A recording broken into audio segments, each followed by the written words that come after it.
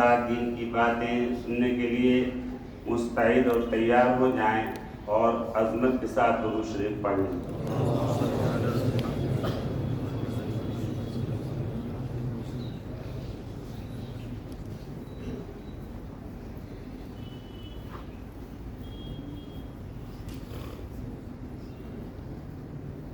الحمد للہ کفا وسلام علی عباده الذین اصطفى اما بعد فاعوذ باللہ من الشیطان الرجیم بسم اللہ الرحمن الرحیم وَلِلَّهِ عَلَى النَّاسِ حِجُّ الْبَيْتِ مَنِ اسْتَطَاعَ إِلَيْهِ سَبِيلًا وَقَالَ صَاحِبُ الْقَبْرِ الْأَعْظَمِ مُحَمَّدٌ رَّسُولُ اللَّهِ صَلَّى اللَّهُ عَلَيْهِ وَسَلَّمَ كَمَا تَحْيَوْنَ تَمُوتُونَ وَكَمَا تَمُوتُونَ تُحْشَرُونَ۔ بزرگان محترم، علماء کرام، حفاظ کرام، بزرگوں اور دوستوں، میری پیاری ماں بہنوں، آپ کے سامنے قرآن مقدس کی آیت تلاوت کی گئی، حدیث پاک پڑھی گئی۔ اس وقت کوئی تفصیلی بیان کا پروگرام نہیں ہوتا ہے، حالات کے پیش نظر بہت مختصر طور پر اہم باتیں آپ کے سامنے عرض کی جائیں گی۔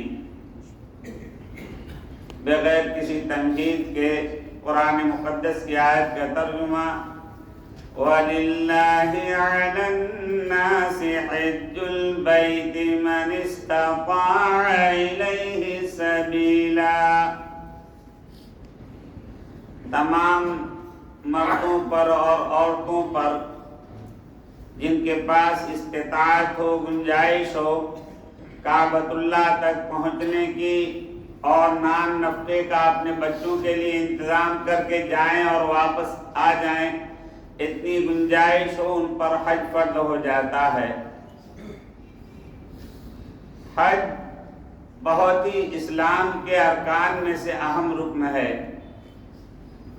اور حج کے سلسلے میں ہم سے بڑی کوتاہیاں ہوتی ہیں، بڑی لاپرواہی ہوتی ہے۔ انسان دنیاوی کسی کام اور اغراض کی وجہ سے، فیکٹریاں بنانی ہے، بزنس کو آگے بڑھانا ہے، شادی بیاہ کا بہانہ بنا کر کے حج کو تاخیر کرتے رہتے ہیں۔ حالانکہ جو انسان حج کو مؤخر کرتا ہے، جب تک مؤخر کرتا رہے گا گناہگار ہوگا، یعنی گناہ کر رہا ہے، گناہ کبیرہ میں مبتلا۔ اور آقا انعامدار سرکار مدینہ تاجدار دو عالم جناب محمد الرسول اللہ صلی اللہ علیہ وسلم نے ارشاد فرمایا کہ جو مرد اور جو عورتیں حج فرض ہونے کے بعد حج کے لیے نہ جائیں اور اللہ کا فیصلہ انتقال ہو جائے، تو میں نہیں گارنٹی لیتا کہ وہ یہودی بن کر دنیا سے گیا یا نصرانیت پر دنیا سے گیا، یعنی ایمان کی دولت سے محروم ہو جاتا ہے۔ حج کے سلسلے میں ہمیں بہت ہی احتیاط سے کام لینا چاہیے۔ میرے پیارے بھائیوں، بزرگوں اور دوستوں، جو لوگ حج کر لیتے ہیں وہ مالدار ہو جاتے ہیں۔ حج کر کے دیکھیں، ان کے گھر میں خوشحالی آنا شروع ہو جائے گی، ان کے بزنس، ان کا کاروبار خوب آگے بڑھے گا۔ اور جو مؤخر کرتے ہیں تو ظاہر بات ہے اللہ کا عذاب ان پر آتا ہے، اللہ تعالیٰ کاروبار کو فیل فرما دیتے ہیں۔ اور کوئی انسان یہ نہ سمجھے کہ میں اپنی قابلیت یا مال کے بلبوتے پر میں حج کے لیے چلا جاؤں گا۔ حج تو یہ اللہ تعالیٰ کی طرف سے بہت بڑا انعام ہوتا ہے کہ عامةً غریب لوگوں کو یہ سعادت حاصل ہوتی ہے۔ جو غریب ہوتے ہیں زیادہ اہتمام سے حج کے لیے تیاری میں لگتے ہیں، اور قرض بھی لینا ہوتا ہے تو قرض بھی لے لیتے ہیں۔ میرے پیارے بھائیوں، بزرگوں اور دوستوں، تھوڑا بہت قرض اگر لینا پڑے، اس کے پاس جائیداد ہے، مکان ہے، وصیت کر جائے کہ اگر کوئی اللہ کا فیصلہ ہو گیا تو سب سے پہلے میرا یہ قرض ادا کر دیا جائے، اور پھر اس کے بعد میراث آپس میں تقسیم کرنا۔ حالانکہ کوئی اولاد ایسی بدبخت نہیں ہوتی ہے کہ اپنے ماں باپ کا تھوڑا بہت قرضہ ہو ادا نہ کر سکے۔ تو میرے پیارے بھائیوں، بزرگوں اور دوستوں، اس ہندوستان کے اندر 950 سال تک اسلامی سلطنت قائم رہی، 950 سال تک۔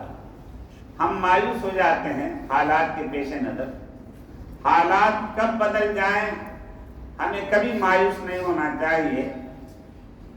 قرآن میں اللہ تعالیٰ نے بیان فرمایا، ان مع العسر یسرا، مصیبتیں، پرابلم، مشکلات، ظلم ستم، ناانصافیاں اب آ چکی، یسرا، اب اللہ تعالیٰ کی طرف سے کامیابی اور خوشحالی اور راحت و آرام کے دروازے کھلنے والے ہیں۔ اب ہم مایوس نہیں ہونا چاہیے، ہم یہ سمجھتے ہیں یہ حالات تو پہلے بھی آئے ہیں، حالات آئے ہیں، لیکن جو کامل مومن ہوتے ہیں وہ حالات پر، اپنے ایمان پر اور جم جاتے ہیں، قائم ہو جاتے ہیں، مایوس نہیں ہوتے کہ اب کیا ہوگا، وہی ہوگا جو اللہ چاہے۔ اذا اشتدت بك البلوى ففكر في ألم نشرح فعسر بين يسرين إذا فكرته فافرح۔ جب بلائیں، مصیبتیں، ظلم ستم ہر طرف سے امٹ کے آنے لگے تو فکر مند مت ہو، ففکر، غور فکر کرو سورہ علم نشرح میں، سورہ علم نشرح کے اندر غور کرو۔ فعسر، عسر مصیبتیں، پرابلم ایک ہیں، اور یسرا آسانیاں، سہولتیں بہت، دو ہیں۔ فعسر بین یسرین، ایک مشکلات ہے اور آسانی کے دروازے بہت زیادہ ہیں۔ اذا فکرتہ فافرح، جب تم غور فکر کرو گے خوش ہو جاؤ گے۔ تو میرے پیارے بھائیوں، بزرگوں اور دوستوں، جتنے بھی اسلامی سلطنت کے سربراہ تھے، بادشاہ تھے، کسی کو بھی حج کی سعادت نصیب نہیں ہوئی۔ اس ہندوستان میں جتنے بادشاہ تھے، 950 سال تک انہوں نے حکومت کی، چاہتے تو بڑے سے بڑے جہاز اور نہ معلوم کیا اسباب اور انتظام کر کے جا سکتے تھے، لیکن اللہ کی توفیق شامل حال نہیں۔ لیکن ان میں بعض وہ تھے جن پر حج فرض نہیں تھا، جیسے عالمگیر رحمۃ اللہ علیہ،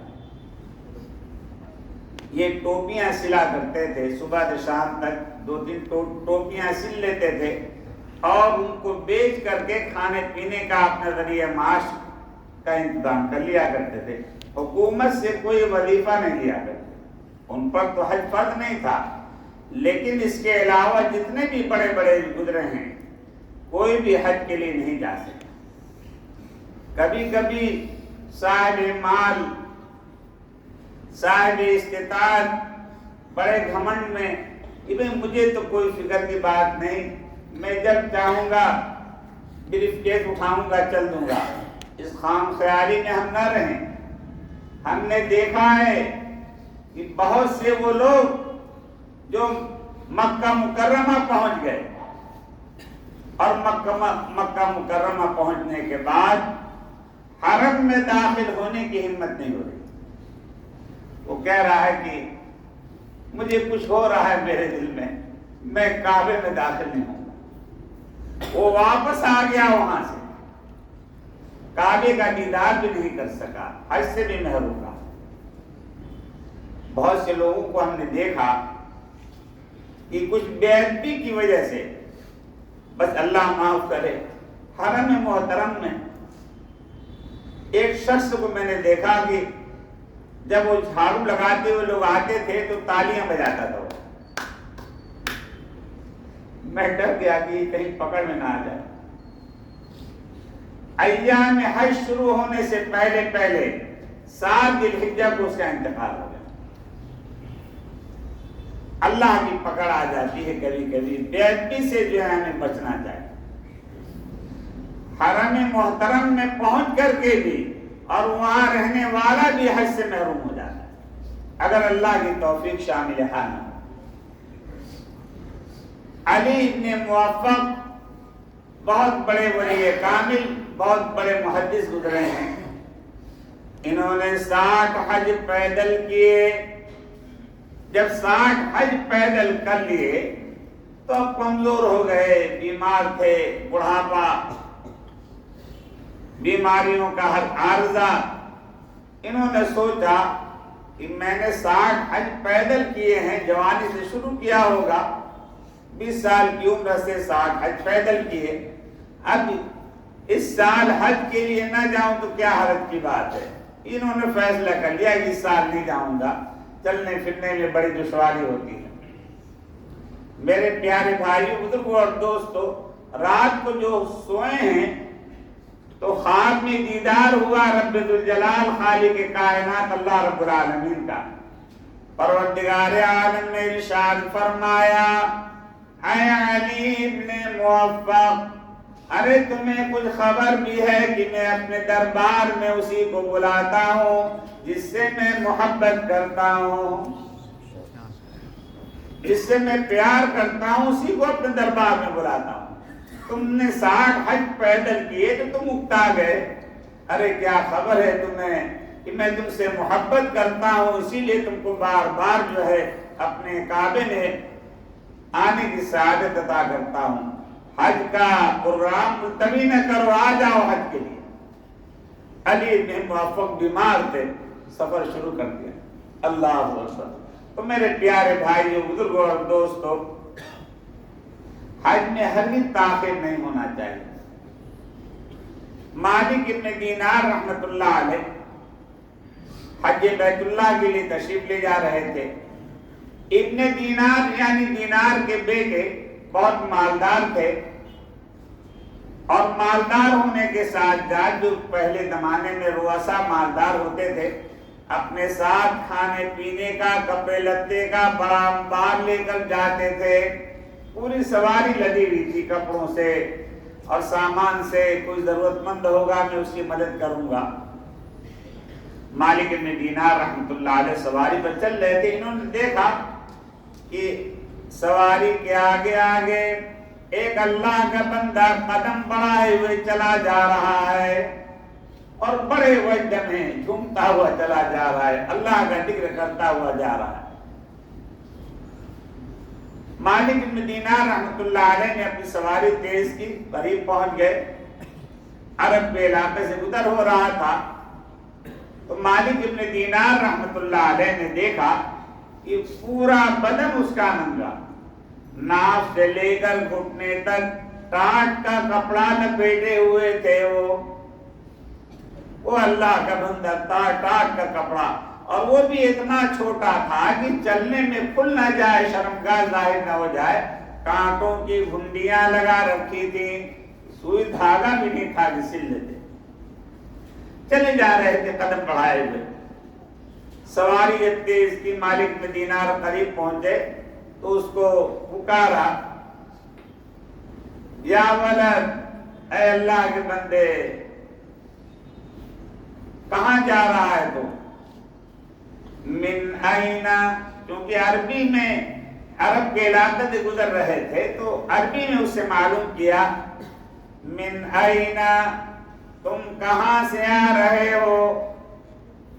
اس اللہ کے بندے نے جواب دیا، من ہو، انہی کے پاس سے آ رہا ہوں۔ یعنی من این، کہاں سے آ رہے ہو؟ اس نے جواب دیا، من ہو، انہی کے پاس سے آ رہا ہوں۔ پھر انہوں نے معلوم کیا، الی این، تمہارے سفر کا ارادہ کہاں کا ہے، کہاں جانا چاہتے ہو تم؟ اِلیٰ أَيْنَ، پھر جواب دیا اس نے الیہ، انہی کے پاس جا رہا ہوں، آ رہا ہوں انہی کے پاس سے، جا رہا ہوں انہی کے پاس، الیہ انہی کے پاس جا رہا ہوں۔ تو مالک ابن دینار سمجھے کہ کوئی مجنون دیوانہ معلوم ہوتا ہے۔ پھر معلوم کیا این الزاد والراحلہ، سامان سفر تمہارا کہاں ہے؟ نہ تمہارے پاس سواری ہے، نہ کھانے پینے کا کوئی انتظام تمہارے پاس ہے، نہ پانی پینے کے لیے مشکیزہ ہے، تم کہاں جا رہے ہو؟ راستہ بڑا دشوار گزار ہے، آ جاؤ میری سواری پر سوار ہو جاؤ۔ اس اللہ کے بندے نے کہا کہ نہیں میں آپ کی سواری پر نہیں سوار ہوں گا، بس آگے قدم بڑھاتا رہا، چلتا رہا۔ کہا کہ اللہ کے بندے آ جا، میری سواری پر سوار ہو جا، آسانی ہو جائے گی تیرے لیے۔ نہیں مانا وہ، اور اس نے کہا اے مالک ابن دینار، تمہیں کیا معلوم، جب سے میں نے قدم گھر سے نکالا ہے، میں نے ایک ذکر شروع کیا ہے، کاف ہا یا عین صاد، بس میں اسی کو پڑھتا ہوا چلا جا رہا ہوں۔ جہاں ضرورت ہوتی ہے کس چیز کی، تھک جاتا ہوں، اللہ تعالیٰ سواری کا انتظام کر دیتے ہیں، کھانے پینے کی ضرورت ہوتی ہے، کھانے پینے کا انتظام فرما دیتے ہیں، من و سلوہ نازل فرما دیتے ہیں۔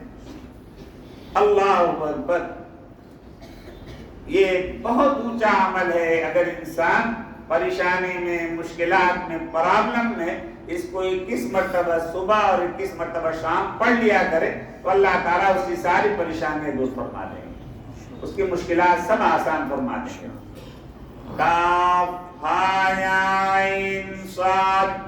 پھر مالک ابن دینار رحمت اللہ علیہ نے اپنے کپڑوں میں سے ایک کرتا نکالا، اس اللہ کے بندے کو دے دوں، عمدہ قسم کا کپڑا، کیونکہ اس کے بدن پہ کوئی کپڑا تو تھا نہیں، ناف سے لے کر گھٹنے تک ٹاٹ لپیٹے ہوئے۔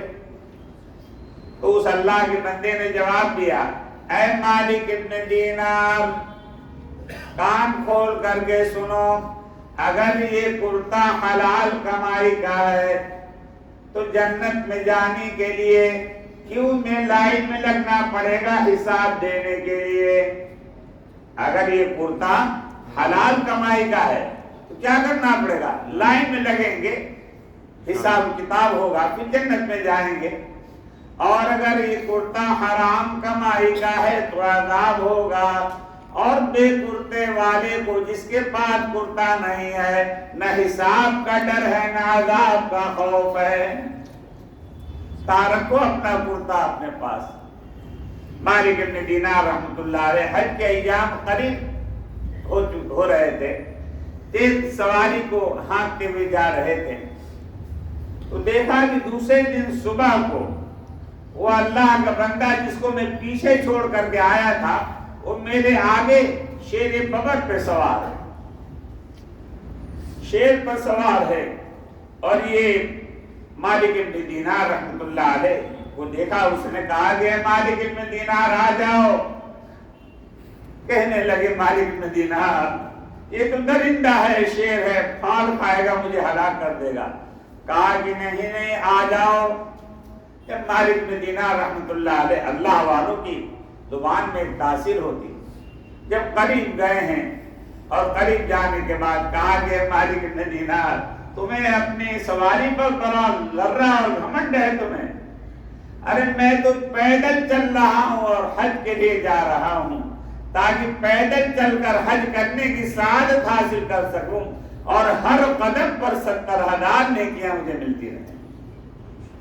اور پھر اس کے بعد شیر ببر سے اتر گیا وہ، اور شیر کو جو ہے جنگل کی طرف کان پکڑ کر کے اس کو جو ہے ہانک دیا، اور شیر بھی اتنا ادب کر رہا تھا کہ پش نہیں کیا، اس نے پیچھے کھسکتا رہا اور شکریہ گردن جو ہے ہلاتا رہا کہ کوئی بھی اور کام ہو تو بتاؤ، میں حاضر ہوں۔ اور پھر اس کے بعد مالک ابن دینار رحمت اللہ علیہ، ان کے تو ہوش و آواز جو ہے گم ہو گئے بالکل۔ ابھی اللہ کا بندہ تیز قدم بڑھاتے ہوئے فضا میں گم ہو گیا۔ جو اللہ والے ہوتے ہیں اللہ تعالیٰ ان کے لیے تیار زمین کو سمیٹ دیتے ہیں، زمین کو سمیٹ دیتے ہیں۔ اس کو میں پورا کرتا ہوں کہ مالک ابن دینار رحمت اللہ علیہ وہ سوچنے لگے کہ ایک اللہ کے ولی سے میری ملاقات ہوئی تھی اور میں کتنا محروم القسمت، میں ان سے دعا کی درخواست بھی نہ کر سکا، ان کو خیال ہی نہیں رہا۔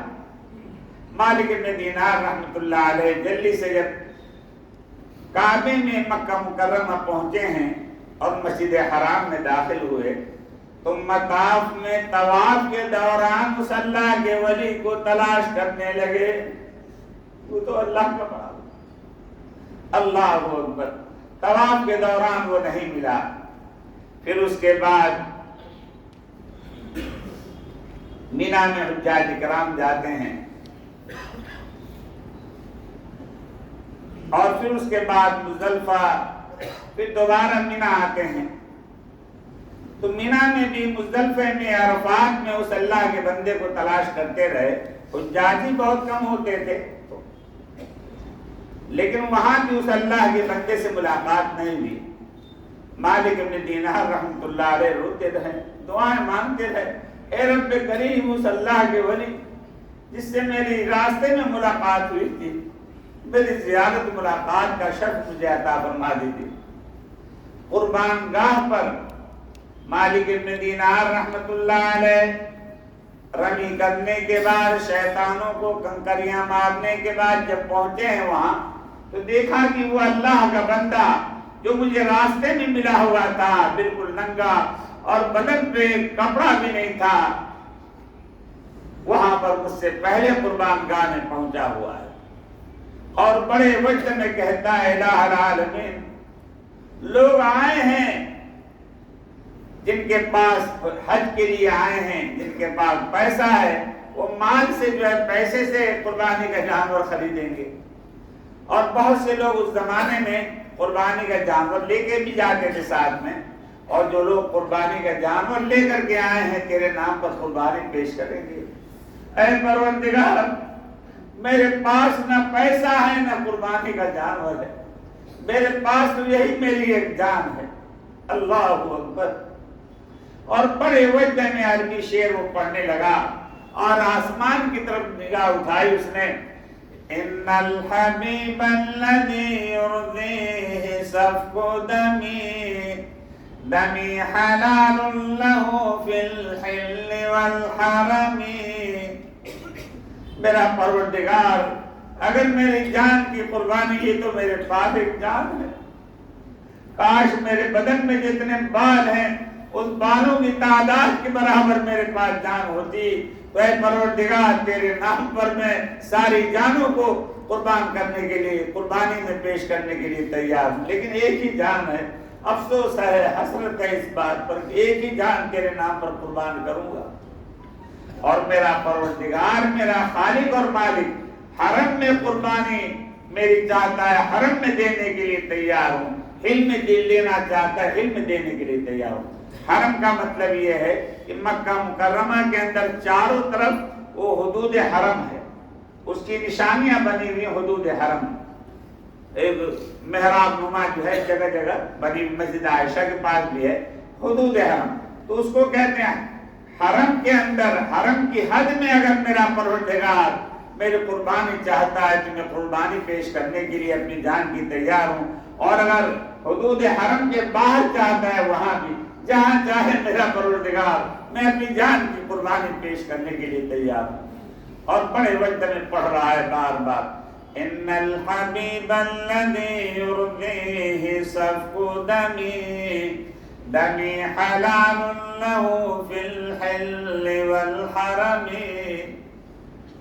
اور یہ پڑھتے پڑھتے کہنے لگا ہے پروردگار میرے پاس ایک ہی جان ہے، اللہم تقبل منی، اے اللہ میری جان کو، اے اللہ میری جان کی قربانی ہے اپنے دربار میں قبول فرما لیجئے۔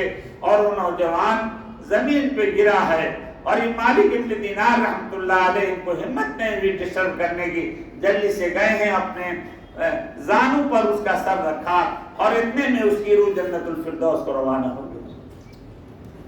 مالک ابن دینار رحمۃ اللہ علیہ ایک اللہ والے کی ملاقات، ایک اللہ کے ولی کی ملاقات ایک لمحے کی۔ مالک ابن دینار رحمۃ اللہ علیہ تو رئیس تھے، مالدار تھے، کوئی ولی نہیں تھے، لیکن ایک اللہ والے کی صحبت مل گئی تو میرے پیارے بھائیوں، مالک ابن دینار کو بھی اللہ تعالیٰ نے ولیوں کا امام بنا دیا۔ یہ اللہ والے بزرگان دین، میرے پیارے بھائیوں، ہم لوگ یہ سمجھتے ہیں کہ اللہ والے بزرگان دین یہ کسی چیز کے محتاج ہیں۔ میرے پیارے بھائیوں، من کان للہ کان اللہ لہ، جو اللہ کا ہو جاتا ہے اللہ اس کا ہو جاتا ہے۔ روزانہ یہ بزرگان دین غوث قطب ابدال جمعرات کے دن پوری دنیا سے اکناف عالم سے جمعرات کی شب میں پہنچ جاتے ہیں مسجد حرام، اور وہاں پہنچ کر کے طواف کرتے ہیں، پوری امت کے لیے دعائیں مانگتے ہیں۔ نہ ان کو طیارے کی ضرورت ہے نہ سیارے کی ضرورت ہے، چلتے ہیں چند قدم، زمین سمٹ جاتی ہے اور تھوڑی دور چلنے کے بعد کعبے میں مسجد حرام میں پہنچ جاتے ہیں۔ دارالعلوم دیوبند میں، نام نہیں لوں گا میں، پہلے زمانے میں طالب علم اپنے استاد کا بڑا ادب کرتے، بڑی خدمت کرتے۔ استاد محترم روزانہ مدرسے سے عشاء کی نماز کے بعد لوٹا لے کر جایا کرتے تھے اور کئی گھنٹے میں واپس آتے تھے۔ یہ طالب علم تڑپتا رہتا تھا کہ میرے استاد کہاں جاتے ہیں، قضائے حاجت کے لیے، بیت الخلاء کے لیے 10 منٹ 20 منٹ قبض ہو، آدھا گھنٹہ، یہ گھنٹوں جو ہے کہاں جاتے ہیں اور واپس نہیں آتے۔ تو ایک مرتبہ اس کو بڑی دل میں جو ہے ایک تڑپ ہوئی کہ حضرت میں آپ لوٹا پانی کا لے کر کے چلتا ہوں ساتھ ساتھ، اور جہاں آپ قضائے حاجت کے لیے جائیں گے میں دور جو ہے وہاں رک جاؤں گا، آپ جب فارغ ہوں گے لوٹا لے کر کے آؤں گا۔ تو حضرت نے کہا استاد محترم نے، محمد جاؤ جلدی اپنا کام، تکرار میں، مطالعے میں اور سبق کی یاد کرنے میں جاؤ، مشغول ہو جاؤ۔ ابھی طالب یہ سمجھنے لگا کہ ایسے تو اجازت دیں گے نہیں، ایسے اجازت نہیں دیں گے۔ ایک دن اس نے ہمت کر کے استاد کو کچھ بتایا نہیں، جیسے ہی وہ دیوبند سے دارالعلوم مدرسے سے نکل کر کے گئے، وہ یہ بھی پیچھے پیچھے چلتا۔ اب دونوں چلتے چلتے تھوڑی دیر میں دونوں مکہ مکرمہ پہنچ گئے، استاد بھی اور شاگرد بھی۔ اب اس نے کبھی سوچا بھی نہیں ہوگا کہ میں کعبے میں پہنچ جاؤں گا۔ اب وہاں پہ جو ہے کعبے میں وہ بھی پہنچ گیا، وہ بھی اس کو پتا نہیں کہ یہ کعبہ ہے، یہ مکہ مکرمہ ہے، یہ مسجد حرام ہے۔ اب وہاں حضرت سے جو ہے کہتا ہے حضرت السلام علیکم، اور حضرت کے پیر تلے زمین نکل گئے کہ میرا راز فاش ہو جائے گا۔ اس مقام ملتزم کے سامنے اس کو کھڑا کیا، کہا کہ وعدہ کرو میری زندگی میں اس راز کو تم کسی سے بتاؤ نہیں۔ اور پھر استاد نے کہا کہ تمہیں پتا ہے ہی کیا ہے، یہ اللہ کا کعبہ ہے، لوگ طواف کر رہے ہیں۔ اور وہ بھی طالب علم نہیں تھا، وہ تو اللہ کا ولی تھا، وہ فرشتوں کو بھی طواف کرتے ہوئے ان کی نقل و حرکت دیکھ رہا تھا، کیونکہ حضرت کے ساتھ چل رہا تھا۔ تو میرے پیارے بھائیو، بزرگوں اور دوستو، آج بھی کوئی اللہ کی ولایت حاصل کر لے اور کثرت سے ذکر کر کے تقوی والی زندگی اختیار کر لے تو ساری چیزیں اللہ تعالیٰ اس کے قبضے میں ڈال دے۔ من کان للہ کان اللہ لہ، جو اللہ کا ہو جاتا ہے اللہ اس کا ہو جاتا ہے۔ اور یہ تو حدیث میں ہے کہ جب کوئی اللہ کا محبوب بندہ جب کہیں چلنے کا ارادہ کرتا ہے تو اس کو دشواری میں پروردگار عالم نہیں ڈالتے، زمین کو سمیٹ دیتے ہیں، زمین کو لپیٹ دیتے ہیں۔ جیسے چٹائی پھیلا دی جائے لمبی چوڑی اور پھر اس کو لپیٹ دیا جائے، ایک پلندے میں 1 فٹ میں آ جاتی ہے، ایسی زمین کو اللہ تعالیٰ سمیٹ دیتے ہیں۔ تو میرے پیارے بھائی بزرگ اور دوستوں، والد مرحوم نور اللہ برکتہ کبھی کبھی جو ہے وجدے میں جو ہے وہ تو بتاتے نہیں کہ راز ہوتا ہے، لیکن انہوں نے بتایا کہ دیکھو آج جو میرا بہت مقبولیت والی گھڑی ہے، یہاں پوری دنیا سے غوث قطب ابدال یہاں پہ آئیں گے، اگر ہو سکے کوشش کرنا ملاقات ہو جائے تو دعا کی درخواست کر لینا۔ اللہ اکبر۔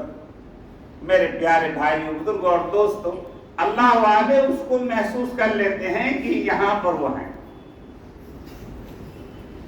جیسے آپ نے برسات کے موسم میں دیکھا ہوگا، یہاں پہ بارش ہو رہی ہے، 20 منٹ کے بعد بارش نہیں گر رہی، ادھر بوندیں ساری موسلادھار بارش، ادھر سوکھی زمین، تھوڑی دور جو ہے جا کر کے۔ تو اسی طریقے سے والد صاحب رحمۃ اللہ علیہ نے فرمایا کہ تجلیات ربانی، اللہ کا ذکر کرو، مراقبہ کرو، اللہ تعالیٰ دل کو منور کر دیں گے تو تمہیں محسوس ہو جائے گا کہ تجلیات ربانی یہاں زیادہ نازل ہو رہے۔ پورا حرم ہی رحمتوں کے نزول کی جگہ ہے، لیکن جہاں زیادہ محسوس ہو اللہ تعالیٰ وہ آنکھیں ہمیں عطا فرما دے تاکہ وہیں پر وہ بیٹھے ہوئے ہوں گے۔ تو میرے پیارے بھائیو، آگے کی بات نہیں بتاؤں گا، بس ہو گیا کام۔ تو یہ بڑی اونچی چیز ہوتی ہے میرے پیارے بھائیو بزرگ اور دوست، پوری دنیا سے غوث قطب ابدال وہاں پہنچتے ہیں۔ میرے پیارے بھائیو بزرگ اور دوستو، یہی چونکہ حالات کے پیش نظر طویل بیان جو ہے مناسب نہیں ہے، بس میں آپ کو یہ بتاؤں گا کہ کعبۃ اللہ کے اندر کعبے سے متصل جیسے دو صفوں کے درمیان ایک پتھر کی پٹی لگا دیتے ہیں دو انچ، تو کعبے سے متصل جو پتھر لگے ہوئے ہیں ان دو پتھروں کے درمیان وہ جو ہے صف کا نشان نہیں ہے، وہ پورا پتھر ہے، ایک پتھر ہے ایک صف کا، پھر دوسرا پتھر، پٹی جو ہے صف کے نشان موجود نہیں۔ تو جہاں صف کا نشان موجود نہیں ہے، آپ سمجھ لیجئے کوئی بتائے گا نہیں، کتابوں میں بھی لکھا ہوا نہیں، وہ تو سب چھپا دیتے ہیں اس کو۔ یہ وہ حرم ہے محمد الرسول اللہ صلی اللہ علیہ وسلم کے زمانے کا، کیونکہ وہ حرم چھوٹا سا حرم، کہیں ایسا ہوگا کہ یہاں پہ پٹی ہے ادھر جو ہے نہیں ہے، کافی پیچھے تک نہیں ہے، تو اسی طریقے سے مکانات تھے، جیسے جیسے حرم اس زمانے کا تھا ویسے ویسے وہ ہے۔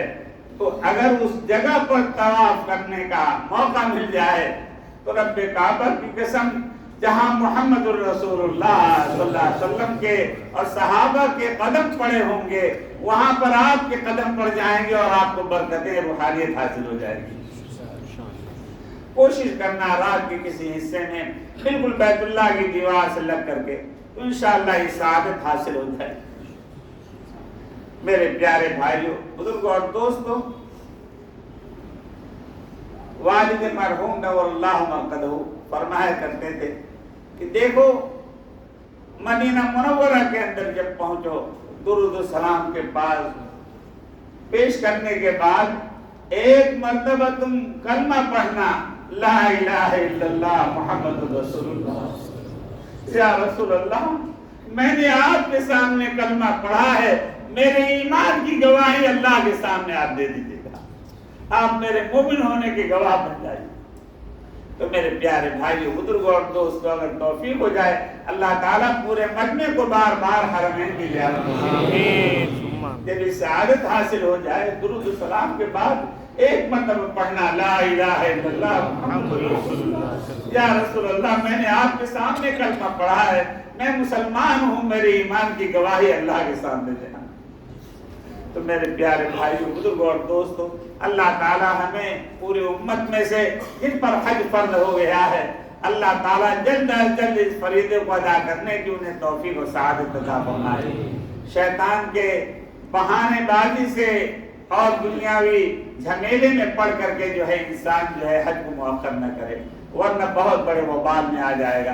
اللہ تعالیٰ ہمیں تقوی والی زندگی نصیب فرمائے دے، اور پوری امت کے لیے دعا کرو۔ امت بڑے حالات میں ہے، بڑی مشکلات ہیں، بڑے حالات، دعا کرو اللہ تعالیٰ امت مسلمہ کی جان مال عزت آبرو کی ایمان کی اللہ تعالیٰ حفاظت فرمائے۔ قبلے کی طرف رخ کر لیجیے۔ بیچارے بہت سے احباب کہتے ہیں کہ حضرت ہم تو آئے لیکن واپسی میں جو ہے ہمارے لیے بڑی دشواریاں ہیں۔